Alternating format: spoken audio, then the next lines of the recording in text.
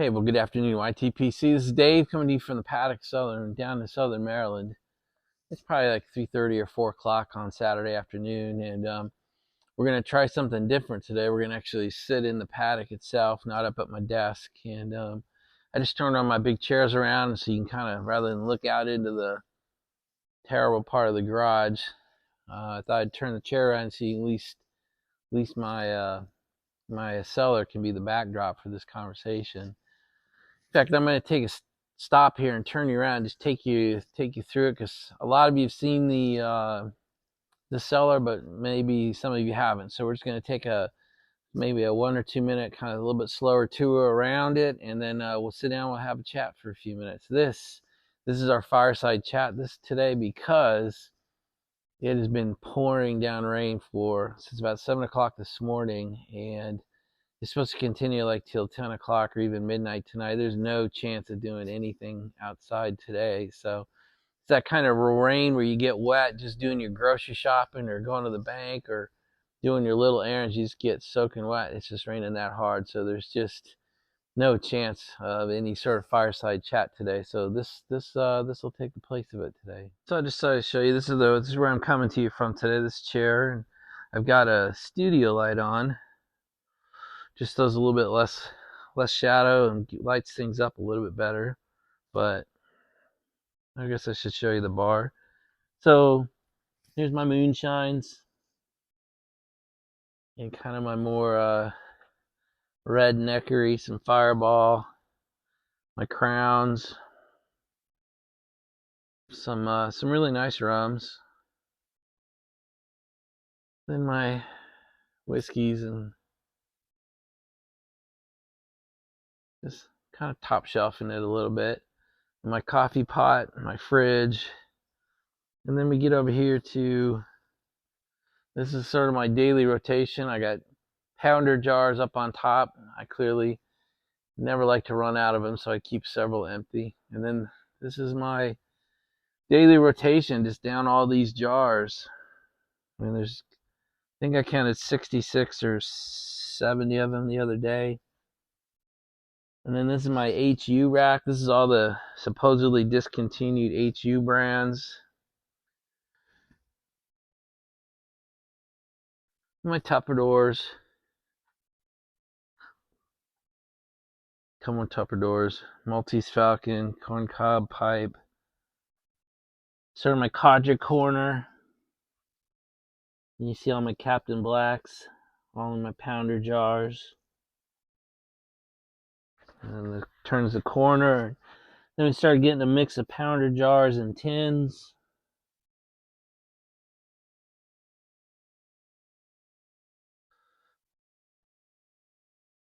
We have this gap because of these utility boxes. I couldn't do anything about those.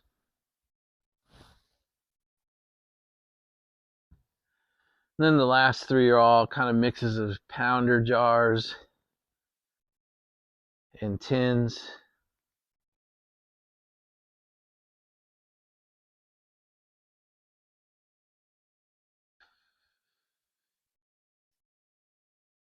Lots of tins. These are those 10-tin stacks that you guys always hear me talk about, or in 10-tin. Pounder jars kind of all over the place. It's a little disorganized, but not too bad. Like, I don't have them organized by blend. Like, I should have like an aromatic rack and a English rack and a vapor rack and all that, but I don't. But it's not too hard to find whatever we're looking for. Alright guys, that's it. That's the paddock, not the paddock tour, but the cellar tour. Alright guys, so this is gonna be our gentle Saturday cigar. Obviously we'll do it inside today because of the weather. I'm currently smoking I just want to say this right, Brick House. It's a Brick House Maduro. I don't know if I'll get it to focus on you, but it you have to trust me. It says Brick House Maduro. It's a little bit darker, and it's nice. I think I've only smoked 1 or 2 of these. I did the gentle light. I toasted that foot, got most of it lit real nice, and it should be quite an enjoyable hour.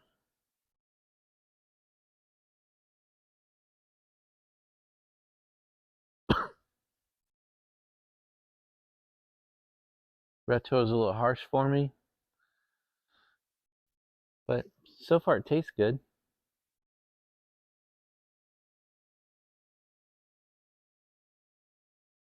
So, guys, with the Muletown pipe show going on, it's probably a good time to talk about pipe shows for a minute.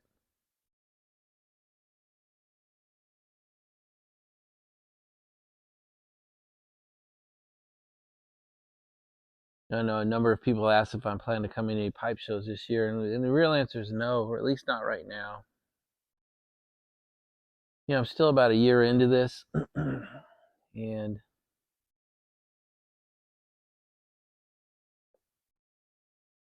I don't know if I'm just ready to dedicate the kind of time it would take to travel to and truly be at a pipe show and then get home.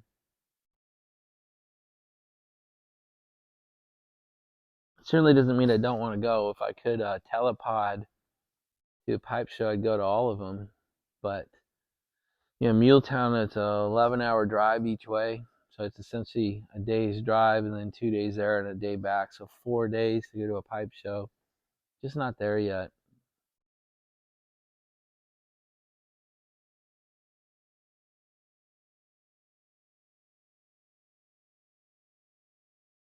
Ooh, the slow retrohale is nice. Sometimes I think the retrohale burn is my fault when I do it wrong.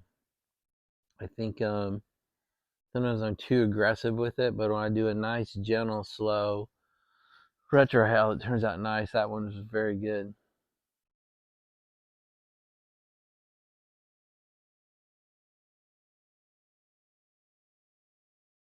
So the pipe show conversation really is part of a larger topic for me, and that is time spent on me versus time spent at work versus time spent with the family. And for my kid, my boys, my oldest, he's 23.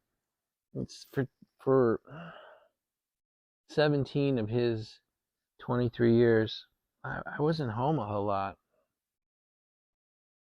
I was running the county, and I was building my company, and so I kind of had three things going on outside the house, and so I wasn't home a lot.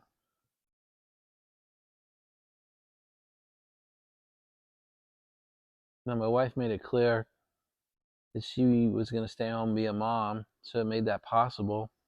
I mean, that was her dream. She told me that. I think I don't know how many of you watch my Despite a Strip Club in Anchorage story, but my wife told me on our first dinner date, hey, I want to be a stay-at-home mom. I want kids. I have a job. I don't have a career. And if that doesn't fit well with you, um, politely, GTFO. But at the time, I didn't have really an opinion on it. So that was 1988. See, fast forward all the way to 2001. She's pregnant with Sean. She leaves, and she really has made a great home to this day. I mean, to this day. So for 23 years, she's made that a priority for her.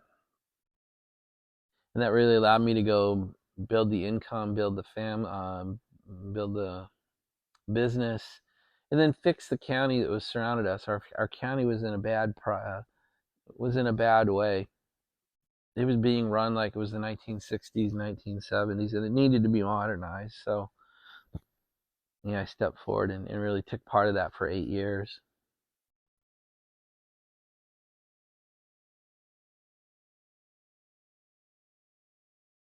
A very funny slash painful story was I served for 8 years from 1998 to 2006, and in December of 2006, the next Board of County Commissioners was sworn in, and I was officially done and out of office. And it was probably within a month of that my son, who was 5 years old at the time, he was born in 2001, so we're talking I came out of office in 2006. So sometime in early 2007, when he was still 5, he actually went to Anne Marie and said, "Hey, when did Dad move in?" And That was a bit of a 2x4 across the head. Um, to Sean, I was somebody who put him to bed on Sunday night, and I got home so late. Politics is largely an evening activity. Politics, especially, I imagine at any level, that you're asked to be at an event. In fact, our official calendars had me at 3 or 4 events a day, every day of the year. You just have to pick which ones you can make. So I routinely get home at 10 p.m. or 11 p.m. and Amory's like, "Hey, you wake him, you bought him." So I never woke him up. So my son I'd put him to bed Sunday night, and then he largely wouldn't see me again until Friday night or even Saturday morning when he woke up. So he, in his 5-year-old brain, thought Dad, went off into the world to slay the dragon out there and came home and lived with us on weekends. So that was a little bit of an ouch. Kind of a funny story, but a little bit of an ouch. As kids got old enough, when our little one turned 5 or 6, Sean was 7 or 8, we decided it was old enough we could take the kids on vacations, and we started to do that every year. But I was still running the company full time. I mean, we were in a huge growth mode by then, and so we're talking 2008, 2009 kind of time frame. My company was literally exploding in value and revenue and numbers of employees and breadth of contracts and breadth of influence on some of our government agencies. So it was hard to leave.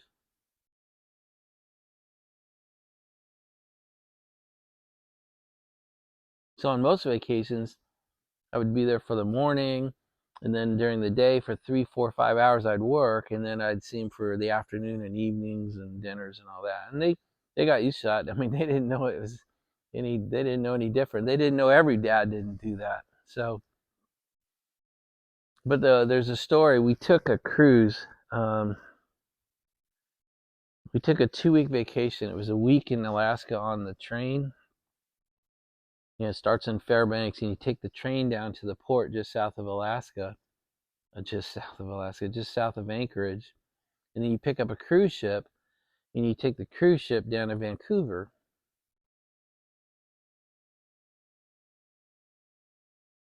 Well, we had a proposal due that while I was gone, and it wasn't going very well. And so on the last day before it was due, I just realized I was going to have to spend the whole day rewriting the proposal because it was worth a lot of money. It ended up being, we won, by the way, it ended up being a $12 million award. So it was a big deal. So I think we're literally talking 1998, 1999, something like that. And internet on cruise ships kind of sucks to today, in my opinion. But back then it was really sucked, and it really was expensive. And the day before this proposal was due, I had to get up like at 3 in the morning because it was due at 4:30 DC time, but in Alaska that's 4 hours back. And so I got up at 3 in the morning and went downstairs to what the cruise ship called the Internet Cafe. I mean, that's a phrase that doesn't even exist today, but it was one room where the internet signal really got into the ship. And I walked in, and then the all-night worker was there. Obviously, there was nobody else there. And I said, "Hey, what is the speediest internet package I can buy?" He goes, "Man, that's pretty expensive. It's like $700." I said, "Done." So I bought a $700 one-day internet pass and sat down and started writing. And I had reviewers kind of all over the United States waiting for this material. But in DC, it was already probably 7 a.m. by the time I had anything for them to review. And I would write and then kick off pieces to be reviewed, and then we just kind of had this orchestrated production cycle going. And by 11:30, 12 o'clock on the cruise ship, we had a product ready to go. But the guy at like 3:30 in the morning said, "Well, what else can I do for you?" So I said, "Dude, you need to bring me a hot cup of coffee every 30 minutes until I tell you to stop." And he did a really good job. But my kids came down when they woke up, and they came and visited me and watched me work. And Anne-Marie came down and brought me breakfast. And they just thought that was part of the way of life.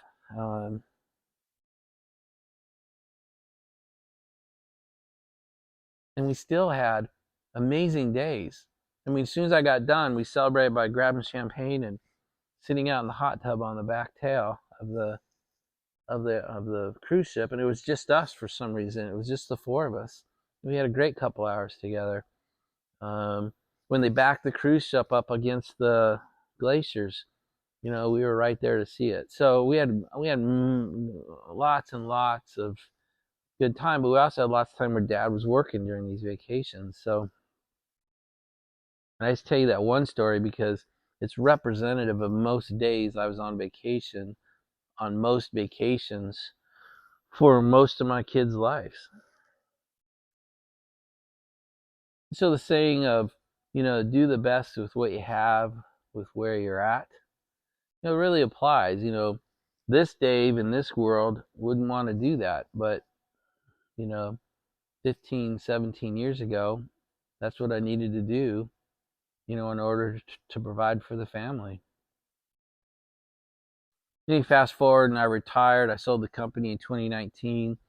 I sold it 8 months to the day before Sean was going to leave for college. I sold it on July 19th, and on August 19th, Sean was leaving to go to college.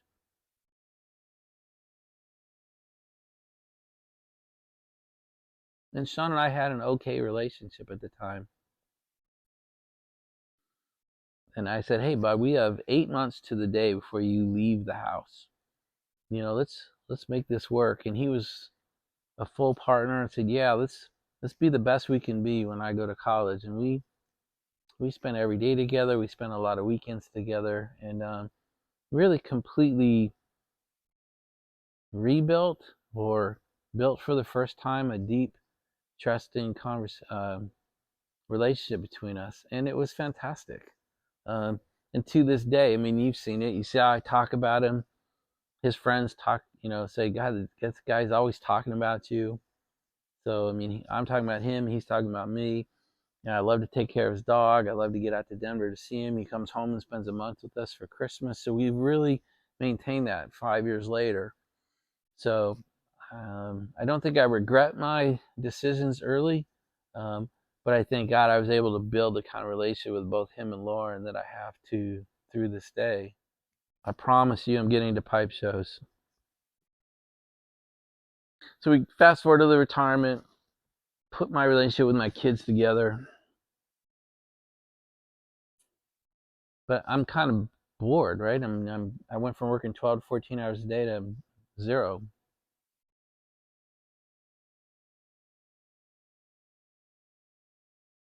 I got to stop this story to tell you another one. It took about 4 months to sell the company.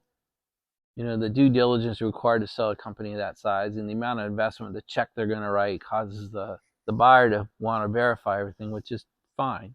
It took us about 4 months. And about the last month, or the last 2 weeks, when it became very apparent that it was very serious, we had a close date, we knew this was going to happen, my wife started acting very nervous and eventually said, "Hey, we need to talk." I said, "Sure." She goes, "You can't bring CEO Dave home. I don't need to be told how to organize my cupboards, or that the fridge is wrong, or that the cupboards need to be redone." Or she goes, "I'm scared to death of having you home every day." And so, I appreciated the honesty, because I probably would have. I probably would have said, the labels need to be turned straight and the ketchups need to be in one line, and why are the square Tupperwares on top of the round Tupperwares? I mean, I could have been that guy. And so I really had to work at not bringing the CEO guy home, and not bringing all that unexpended energy and applying it to the wife and kids. So that was pretty good. Anyway, I just thought it was funny that my wife said, "Hey, I'm scared to death. I don't really want you home." Her mom even came to me and said, "Hey, your marriage vows said for better, for better, or for sickness, and in sickness and in health, but not for lunch."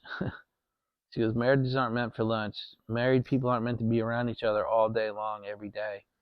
So anyway, I took all that to heart, and I really tried to be careful. And I think if we ever get her on here, we can interview her. I think we're doing a pretty good job of that. So anyway, finish that story, back to the other one.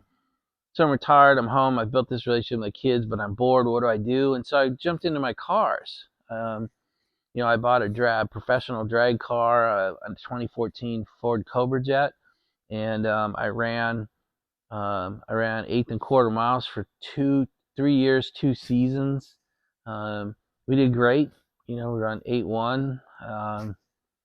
I still own the car. It's still with my race team down in North Carolina, but I haven't run it in a few years. It's just we'd have to tear it apart. We'd have to put 50, 60 grand into it just to get it from 8-1 down to 7-5 or something. It's just not worth it to me. But I did that. But it's a very selfish thing to do because it means, a lot of weekends I drive to wherever the races are, or even fly. Like, so I'm flying to Florida, or I'm flying to South Carolina, or I drive into North Carolina, and I enjoyed it and I loved it. And I was doing a lot of track days with my private cars, and I was going to track events most Saturdays.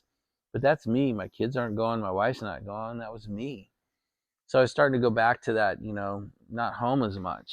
And then we bought the house in Wyoming, and that takes me away. And so I'm just leery of doing too many things or committing to too many activities that take me, away from the family and home. And so that's why I'm not jumping into pipe shows right now. And I don't want to. She'd be fine with it, by the way. My wife, if I told her yesterday, hey, I'm gonna drive down to Muletown, and I'll be back on Monday, she'd be like, that's cool. I got to go to Florida. You should drive to Muletown, you know. Or if I tell her, hey, I'm gonna go to the Columbus Pipe Show, she'd be like, go with God. Thank God. Go do something fun. But I'm not ready to start another activity that takes me away from family. For now, not forever. And maybe Columbus will become a reality. I just don't know yet.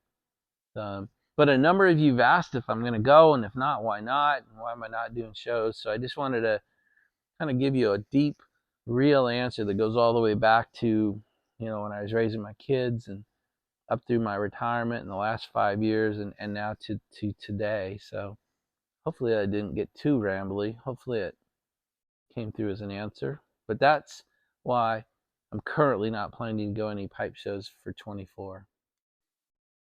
And no offense to Columbus or Muletown, or I forgot where Muletown's being held, but the other thing is I'm not going to bring her along. Hey honey, why don't you come to Columbus, Ohio with me? It just doesn't got a lot of sex appeal. It's just not going to happen. So we don't travel well together right now because of mom and the horse farm and stuff. So for us to travel together, it needs to be for a big event. And to drag her to a pipe show in Columbus, Ohio, that just isn't going to happen. Or Las Vegas. I mean, she and I are not Vegas people. So to bring her to Vegas and say, well, hang out for 2 or 3 days, that just doesn't work. So I just want to pre-answer some other questions that might come at me. If you're interested about being the wife, bring her with you. Some of the guys do that. She has no interest in a pipe show, and she has no interest in Columbus or Vegas. So that's just not an option for me right now. Hey, the other thing I want to point out, my videos are taking forever to upload again. Last night's fireside chat, I started uploading like 6:30. I think by the time I got prepared, uploaded, and processed, I think it was 7 or 8 hours. I think it was 1 or 2 in the morning before it actually posted. So, and I don't know why. I just think YouTube's slow right now. I think maybe it's got capacity issues or not, because I know some of you have told me that yours are taking forever as well. So I don't know. Maybe it is pipe content. Maybe it is my individual content. I don't know. But I just was surprised to see yesterday's take 7 or 8 hours to upload. So I imagine Saturday night's as busy as Friday night on the YouTubes. So, if I get this uploading at 5 o'clock, it might not be till midnight till it gets posted.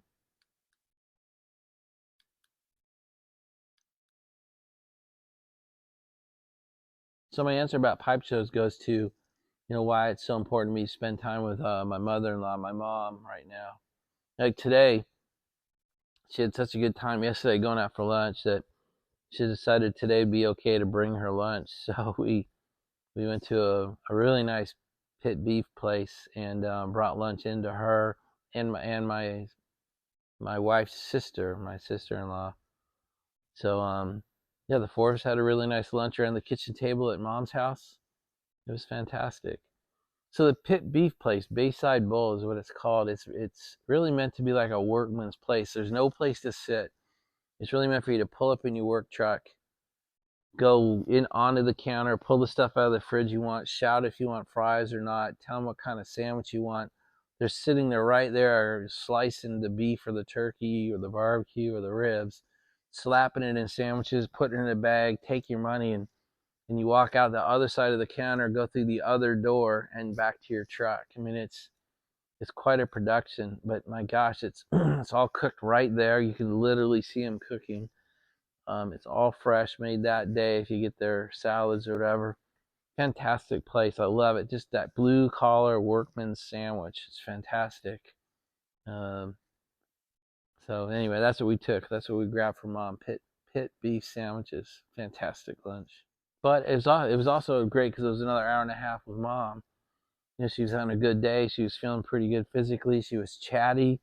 You know, she wanted to engage in conversation. It was really nice. So, and to see Mom and her two daughters, you know, together, you know, it was really nice. That doesn't happen all that often. So that was really, it's a great way to spend, especially a chilly, windy, rainy day. So it was really nice. So we've got got the cigar burning. It's burning well. Got a little flake going on, but the ash is sticking together pretty good. I don't know if you ever rate your cigar as good. It's not great. It's a good cigar. It's not a great cigar. It's certainly not the level of a Churchill Late Night or a Perdomo, you know, those 10th anniversary champagnes. But it's a good cigar. I think I got this one from Wrangler Star. No, I got this one from Deep Creek, Dry Creek Wrangler. And this is one of the ones he said was more on the budget end. So it's a good cigar for not a lot of money. So good, not great. So while we're in our gentle setting, I want to retry a conversation from yesterday. A couple people said that I probably asked it or worded it or intoned it or voiced it wrong. So the conversation that I was trying to start was a conversation about subscriber count, viewer minutes, time on channel, I know all the analytics. I never looked at my analytics, so sorry, I just don't know. And I was trying to find out if it was important to people or not, because it's not important to me. And I'm worried that sentence is what makes the rest of it sound like, are you so narcissistic you pay attention to your sub count? Guys, it's not what I mean. It's not what I meant.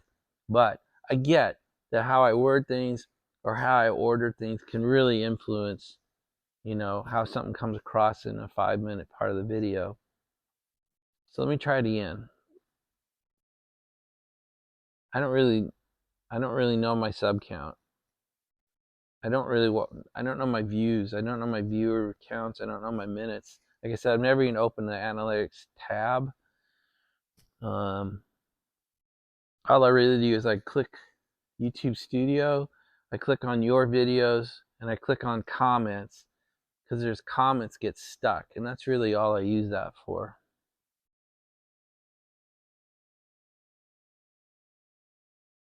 So,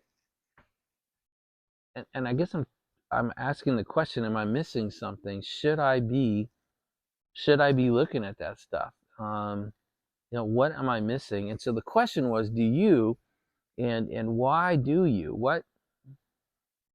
For what purpose? You know, what does subscriber count mean to us? You know, is it a measure of channel success? Is it a measure of how good our videos are? I can't tell. I don't know. Uh,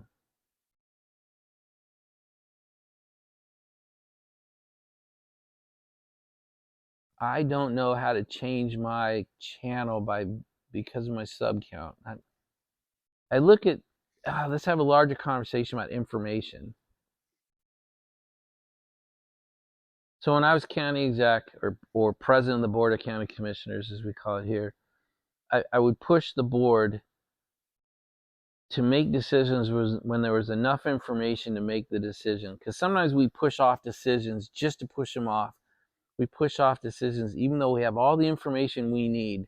And even though we might be looking for more data or more information, we really don't need it, right? We have enough information to make the decision we need to make. But yet we don't want to make it, so we find reasons to ask for more. Or we're rushing the decision. We need to get a decision done emotionally. It's painful. I want to get out of the way, but you don't have enough information to make that decision. And you have to have the emotional maturity to say, even though it's painful, I have to hold off for another few weeks while more information is brought to me so I can make a good decision. Okay, so that's my philosophy on decisions and information. And so when I look at things like analytics, subscriber count, viewership, viewer minutes, I don't know what to do with that information. And I sense some of you, that's important information. I'm trying to figure out why, because I feel like I'm missing the boat on something. I don't know what I would change. Like on this, should I stop doing fireside chats or not? I mean, that doesn't come to me through, I don't think any of that information comes to me through the analytics. That comes from you guys saying, holy crap, I love your fireside chats. And when 20 or 30 of you say that, that tells me I should keep going with them. When I ask you guys for subject matter, you're starting to send me, by the way, I got like 8 or 9 subjects today. I don't know how to use the information that I was asking about yesterday. And it appears when I watch some of your videos, it's very important to you guys. I'm curious to why. Is it a personality thing? I mean, is it you just like to know how many people you're reaching? Maybe, I mean, I don't know. I'm really not trying to make fun of you for asking these questions.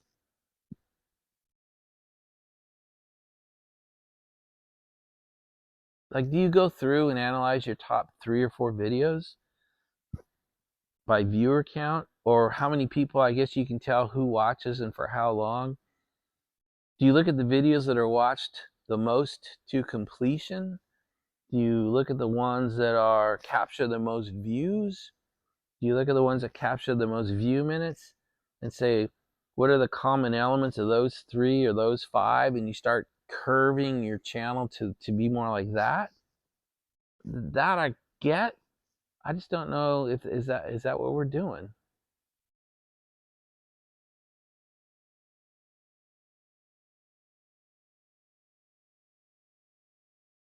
And then it went to a larger question in my head. Why do we do this?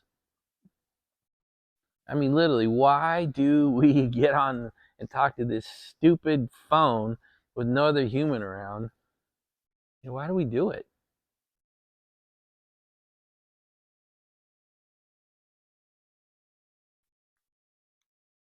And without a whole lot of thought, I'll tell you mine.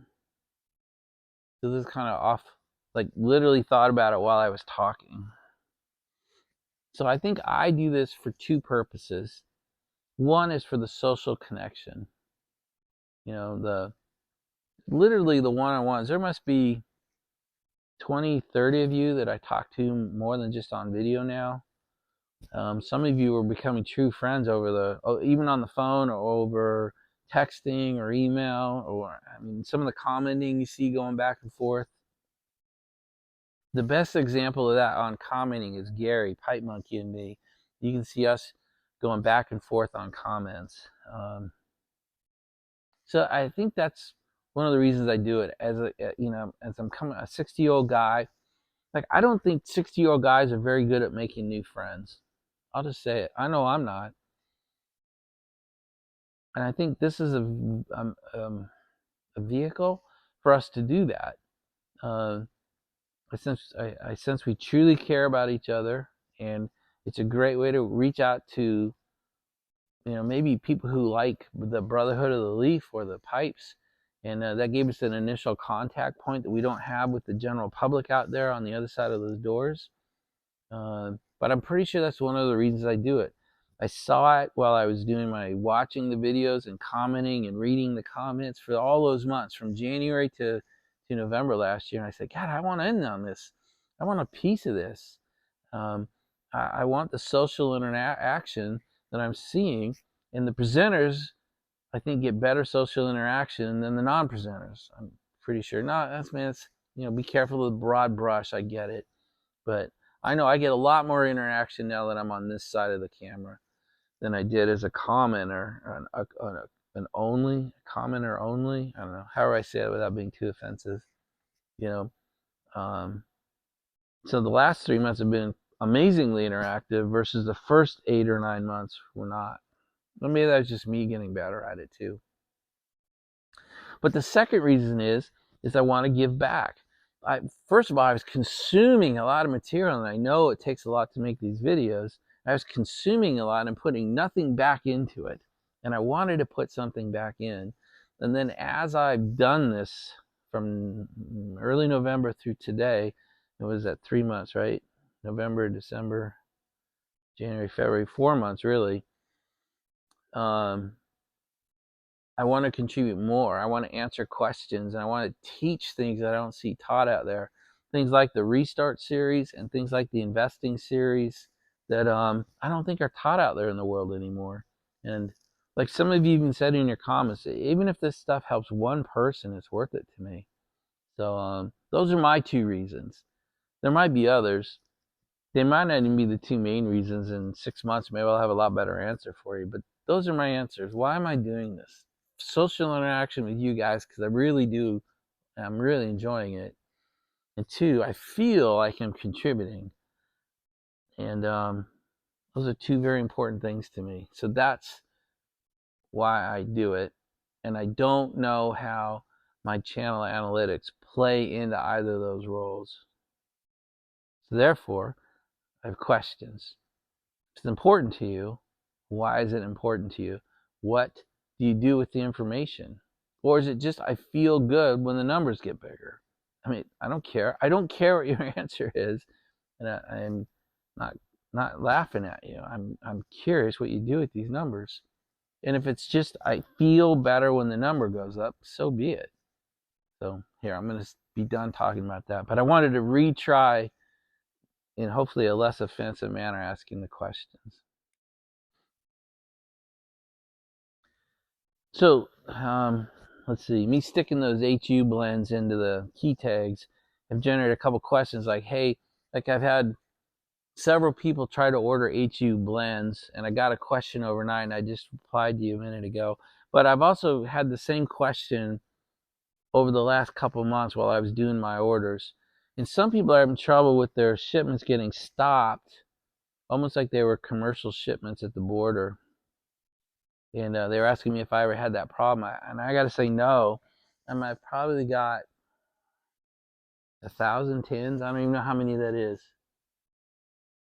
At least 700 tins back here. That's my HU rack right there, by the way. And what I ended up doing was I probably did it across 10 orders. I think I did an order a day for 2 weeks, something like that. And I know that causes shipping cost equational issues.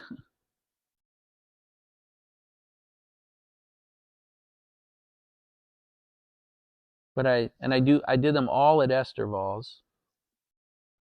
And I chose DHL shipping, and I think it might have been DHL Express. There's only 2 choices from the US when you order at Esterval's.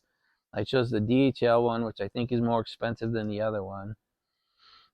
And I think by me buying at Esterval's, by me using DHL, and by me dividing this giant order into maybe 10 orders, I think maybe that caused no one order to trigger customs. I don't really know. I don't know.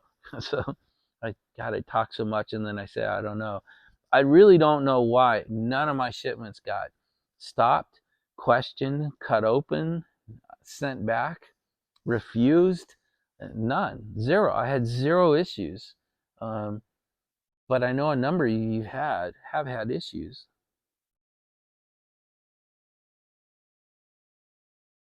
I don't think on any one order I had more than 30 tins in it, 40 tins total. So I don't know what size orders you guys are putting through that are getting stopped at the border or by customs. Anyway, I just want to answer it once they're on camera because several people have brought it up over the last couple months. And then I had a very specific question come in last night. So, I mean, clearly they're all here. They're all HU. They all come from, all of these came from Estervals. You can see them. I mean, the top stacks, these are 10-tin stacks. Each one of those stacks is 10 tins. So, I mean, they're like 30. Like each shelf is 70 or 80 tins. And some of them are more than that. So they're here. They're all HU. I mean, they got here. So I just want to be honest and tell you my experience. And I think maybe breaking up the orders helped. I don't know. I'm going to do another HU order. I might do it today after the video, but certainly tomorrow I'll do another HU order at Estervals and see. One, I'd like to replace the tins that I'm shipping out. And two, I'd like to test to see if mine gets stopped now. So I put out a call for like, what would you like to hear more of? And it was, I like the general consensus from my responses are, hey, tell more stories, do more fireside chats, go back to doing some of the daily readings, you know, my 2 books in the Bible.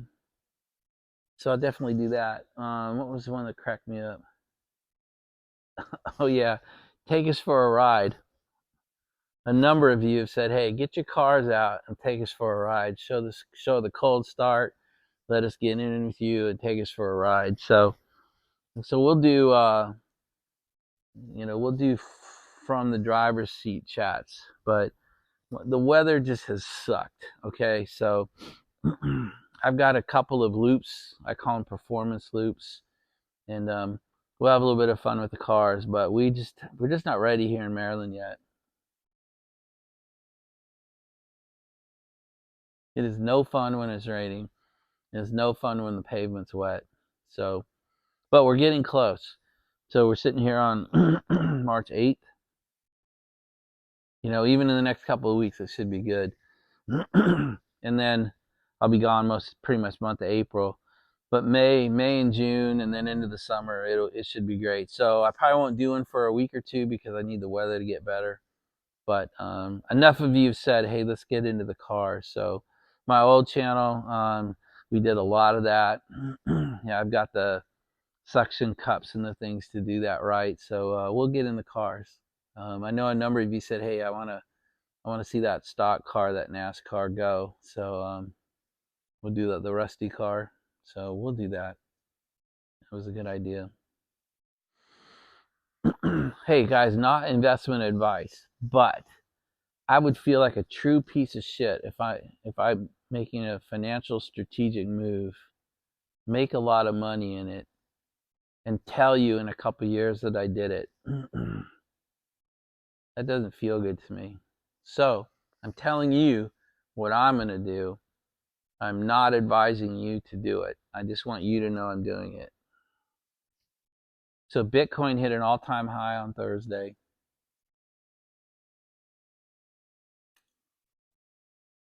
Keep dropping the Smarty Bob button. And I've talked to a lot of significantly wealthy people, and it's the general belief that this is just the beginning. So I will begin moving money into Bitcoin, first in the ETFs, then into the leveraged ETFs, and then into buying actual Satoshis if you watch that video, and then into actual Satoshis or partial Bitcoins. So probably in the next 2, 3, 4 weeks, I'll move a fairly significant amount of cash into, like, out of 0% checking accounts and savings accounts and into the Bitcoin world. I just felt an obligation to tell you that. So guys, I bought myself a green pipe. This is a Savinelli. It's not really what I wanted. It's close. I like the mouthpiece, the bit on it. I love that translucent green on it. I'm not a giant fan of this alligator pattern yet. It just came in today.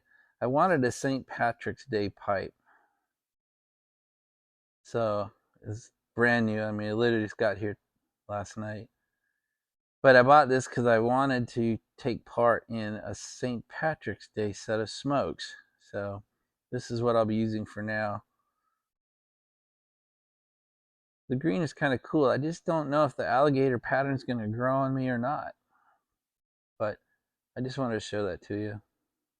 And I think what I'm going to smoke in it is, when I was ordering tobacco last year, I think it was after St. Patrick's Day, so these were left over. So I've got 2 of these that were just thrown in the box when I ordered tobaccos probably last April or May.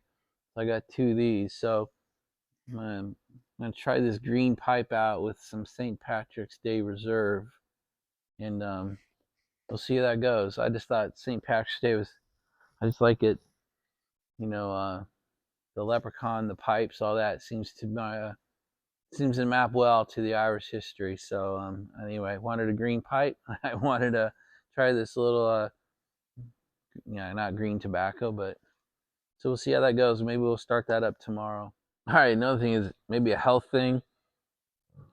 I'm a huge fan of this product, cocoa water, the Vita Coco pressed coconut water.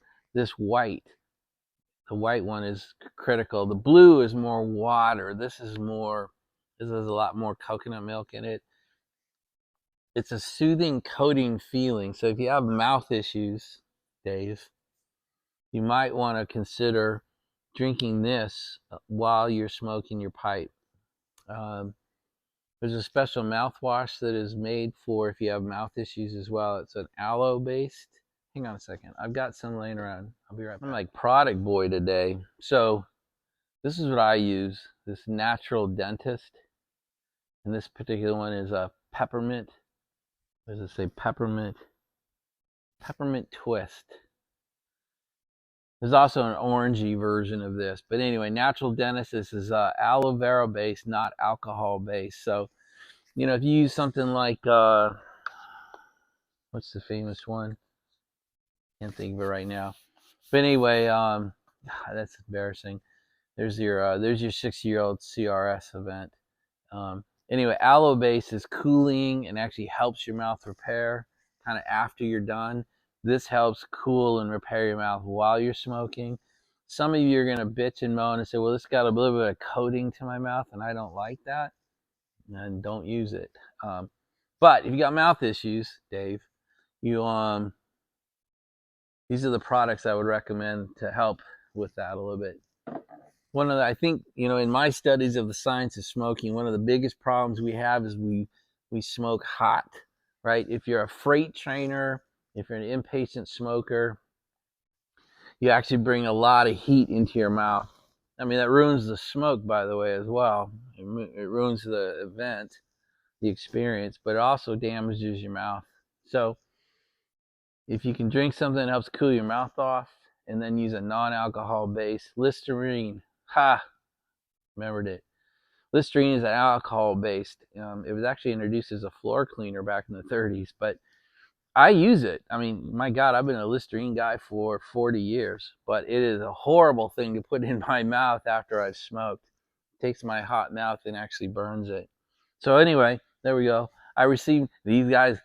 Trust me, this company, don't even know who it is. This company does not know who I am. I ain't making any money. Buy it or don't. Try it or don't. Totally you. Trust me, these guys don't know who I am.